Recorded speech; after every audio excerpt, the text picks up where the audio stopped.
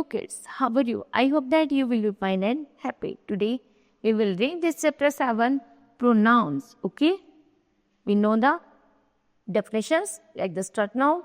A pronoun is the word that is used in the place of a noun. Pronoun वह होते हैं जो संज्ञा शब्द के रूप में प्रयोग किए जाते हैं, संज्ञा शब्द की जगह पर प्रयोग किए जाते हैं. जैसे एग्जाम्पल है, Nisha is a good student. Nisha क्या है? एक अच्छी लड़की है. Nisha completes her homework every day. वह अपना होमवर्क एवरी डे कंप्लीट करती है. Manisha has many friend. Manisha के पास क्या है? बहुत सारे मित्र हैं. Nisha also dance well. Nisha बहुत अच्छा डांस भी करती है. Okay, now Nisha has been used over and over again. Nisha बार बार प्रत्येक सेंटेंस में आ रहा है ना. तो डोंट यू थिंक दिस, क्या तुमने सोचा नहीं कि सेंटेंसेस साउंड अवेक वर्ड. ये सेंटेंस को बार बार पढ़ने में एक ही साउंड कैसे लग रहा है? अवेक वर्ड लग रहा है, मतलब बहुत ज्यादा भद्दा पर लग रहा है. Now read the sentences given below. अब इस सेंटेंस को पढ़ते हैं. निशा इज ए गुड स्टूडेंट. निशा एक अच्छी लड़की है.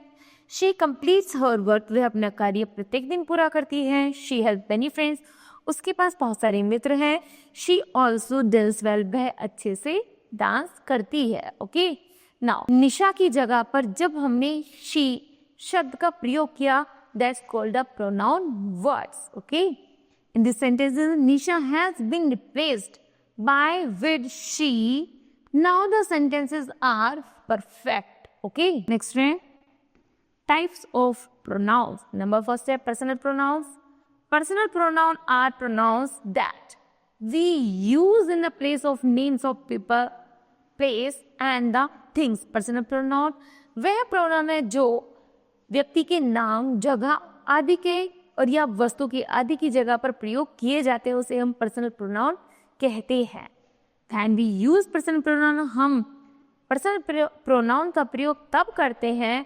We also use different case of pronoun, जब प्रोनाउन में डिफरेंट केसेस होते हैं. Some of these are, इनमें से मुख्य हैं, जैसे सब्जेक्टिव केस. सब्जेक्टिव केस में है pronouns used as subject of sentence. हमें सेंटेंस के अकॉर्डिंग सब्जेक्ट का यूज करना चाहिए. As I am a girl. मैं एक लड़की हूँ. अपने लिए बात हुई तो आई. उसी तरह है ऑब्जेक्टिव केस. ऑब्जेक्टिव केस में जैसे pronoun used as object of verbs, preposition, जहाँ पर क्रिया और प्रीपोजिशन आती है उसी के आधार पर ऑब्जेक्टिव प्रोनाउंस का प्रयोग किया जाता है. एग्जाम्पल है, the teacher gave me a book. Teacher ने मुझे एक किताब दी. तो आई का ऑब्जेक्ट क्या है? मी. नेक्स्ट है, the teacher gave a book to me. Preposition का प्रयोग करेंगे, मुझे टीचर के द्वारा किताब दी गई. ओके, नाउ नंबर थर्ड है possessive case. Pronouns which express ownership, जो केवल अपने ऑनरशिप, निजित्व का अधिकार रखता है, उसी को हम क्या कहते हैं? पजेसिव केस कहते हैं. Example, crimes are mine. ये जो क्राइम्स है किसके हैं? मेरे हैं. उसी तरह दिस पेन इज योर्स.